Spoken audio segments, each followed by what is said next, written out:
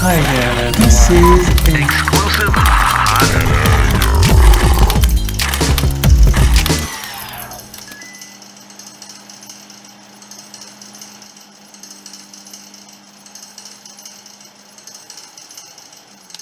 Alright, boys, and well, the 1.3% of you that are not boys, we made an antenna.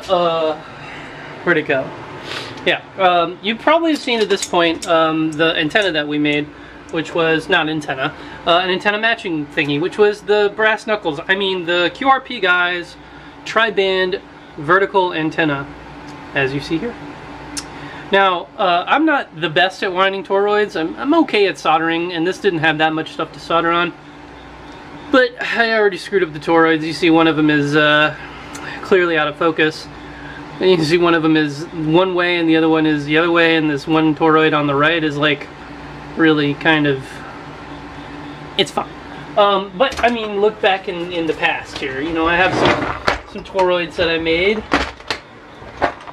long ago before you know, I became an adult. You can have a whole box full of them. Here's this toroid. I don't even know why. I guess it's a common mode choke. And then a couple of these that were also, you know, nobody knows what those were made for. I think I even have like, I think I might even have one in there somewhere. Oh, there's a DX idiot. We're gonna need you in a minute, but for now, you know, sit tight. Ah, yes. This magical thing that actually works. It's another in-fed antenna matching doohickey, but it is it's adjustable with this convenient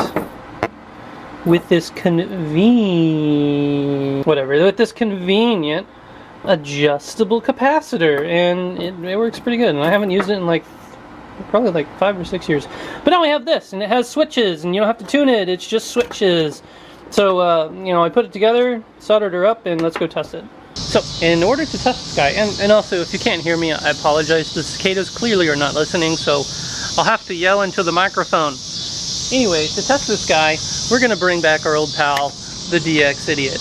And instead of just a 33-foot vertical for 40 meters, we're going to use this, which is a 17, it only needs one 17-foot vertical wire, and then a counterpoise or ground of, I think it's like 10-foot wires or something like that. So we're going to do that, and we have the Nano VNA sitting over here charging up because, well, I don't know, you tell me, but that battery pack looks a little bit puffy, so it's not good, and I probably need to go get the calibration kit for that. But if this thing explodes, I'll just use the 7300, and that'll be fine, I guess.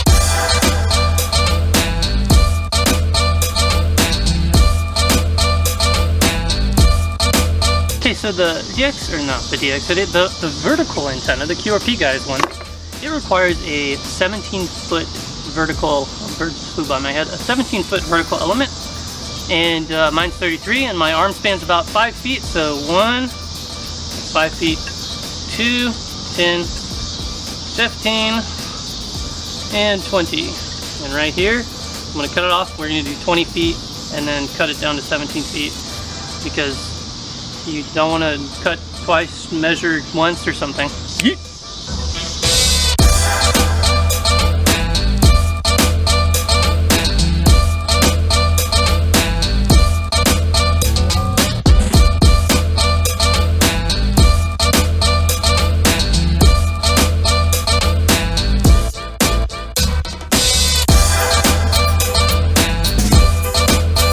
There you have it.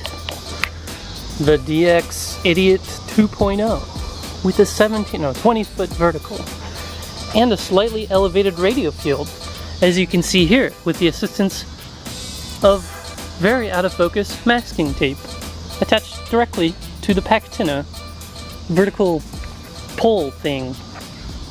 Alright, so got this BNC over here that goes into the Nano. Well, wait a second. Hold up, I'm forgetting something. I need to put this onto the thing, duh. Alright, so what I had to do was it's an abominate. Steve, get down to the end here. Can you be quiet real quick? These iron pipe fittings that are real popular for Steve, shelving you these want to days. chill out? Like, what's going on here? They're the exact right size to fit Steve. 3 boxes in. I got the Right on top cicadas of to each be other. quiet, but now why can't So I I've got some old solder get kits you to that I be put quiet? together. I've got some handy Steve! talkies and their batteries and Be their chargers quiet! and accessories.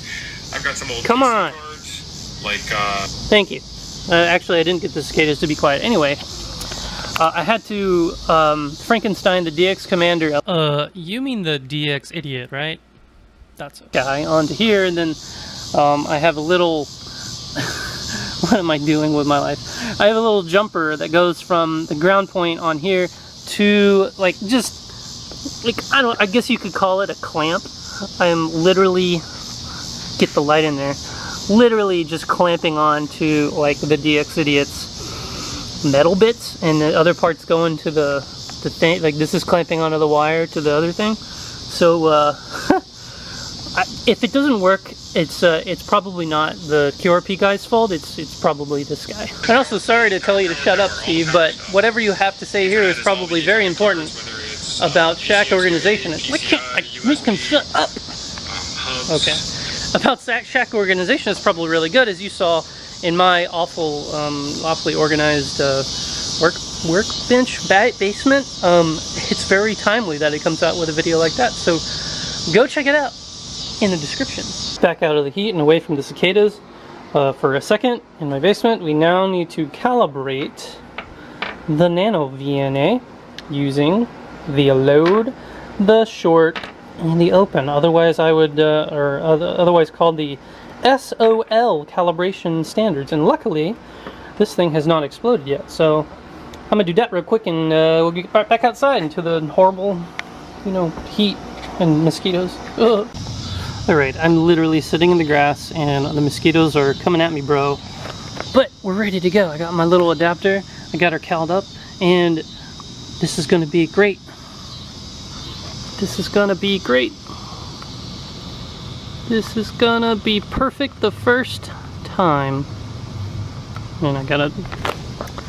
And we see... Oh, well, there's a dip. Huh. That's good, maybe. I didn't even check to see what the switches are on. It says we're on 20 meters and 20 meters. So this should be, yeah, this one's on 20, this one's on 20. So this should be at 20 meters, but we're at 12.980 blur. And the dip is at 11.140 megahertz. So that's interesting. Probably because our antenna is 20 feet, not 17. Now I've switched it to the 30 meter mode and it goes down even further. What the heck? 8.610 megahertz? What's going on here? Now on the 40 megahertz one, it's gone off the map, and I've also gone off the ability to focus. The other kind of wacky thing that I realized is I have a 1-to-1 or 1.92 SWR practically throughout the entire band. That does not seem very accurate at all. And at the null it's like 1.19, 1.2. So it's a bit suspicious. So I cut off just about 1 foot, and I also made a new my new best friend called Deet, and I get now 11.370, so it went up a little bit. And with another foot gone, I now have a perfectly flat 1.18 SWR across the entire 1 to 30 megahertz band. And also when I wiggle it, it messes up in some different ways. So I think my soldering job on this connector, almost got it. Soldering on this connector is probably there. Oh, nope, there it goes. Yeah. So let me go fix that real quick. Oh, wait, there. Oh, see, now I'm at 13.2 megahertz. Just gotta not move at all. Okay, so after like several minutes of resoldering and dinking around, turns out it wasn't even the board. It was this dinky, dumb, cheap little rubber cable. So I got another one. Put this one in. New cable, works just fine. So it's sitting at 12.890. Let's take off another foot. Another couple of feet down, and I am happy with what I see here. At 14.050 is the start of the null. It says 1.06, but don't trust that. Let's try the other bands. So right now it's set to 20 and 20. So if we move this lower one down to 20 to there, we should get 30 meters. which is 10-ish megahertz. So we go down here. That's not bad. 10 megahertz is right about there. Out of focus, obviously, but you get the gist of it. 10.280. I'm going from 1 megahertz on the left side to 10 megahertz on the right side, so I'm getting like the whole HF band. That's not bad at all. So let's try 40 meters, which is moving this slider down to here, if you could see that. And the Q is a lot narrower, so let's see where this is. 6.510 is about the dip, and 7.090 comes up pretty high. So this is telling me I need to make the antenna even shorter. But what I'm going to do first before I do that is recalibrate this nano VNA to make sure I'm not, because this top line here is 1.18 SWR. That doesn't make any sense to me, so I need to recalibrate it, I think. So I'll be right back. Percy really doesn't like the rain, which all of a sudden, this is what I have to deal with. It's not even, doesn't even make sense. I wonder if this video is now, are nano VNAs waterproof, and is your elevated radio system dog-proof? The 40 meter portion is really, really narrow, and it's a little bit on the low side. Oh, just rain just plopped on there. It's 6.510 is like the lowest null, and it doesn't start to, when I get up to like 7 megahertz, this SWR blows up to 10. And this is after recalibrating it. But the other two bands are very nice, so at least if anything, this 17-foot vertical is a dual band antenna, but I need to play around more with the element size, you know, to actually figure it out. So, and also preferably not use speaker wire for this kind of portable antenna, because speaker wire is a terrible portable thing. It's very tacky, it jumbles into tangles really easily, and it's probably also not even waterproof, so who knows. HQD had something going for him, but you know, there's better wires out there. Also, Justin, say hi. Cheers. I can take it back out. Percy, be careful, Percy. Sorry, dogs don't know about wires, do they? It's okay. Oh, it's okay. Don't lick the deet, it's my friend. Aww. Percy, we learned about this a minute ago. Nope, sit. Good. Now, with high legs, leave. Percy, come. Oh. Percy, come. Percy, don't eat the masking tape. Come. Oh, there you go. You're free. Now just don't move. Just don't move.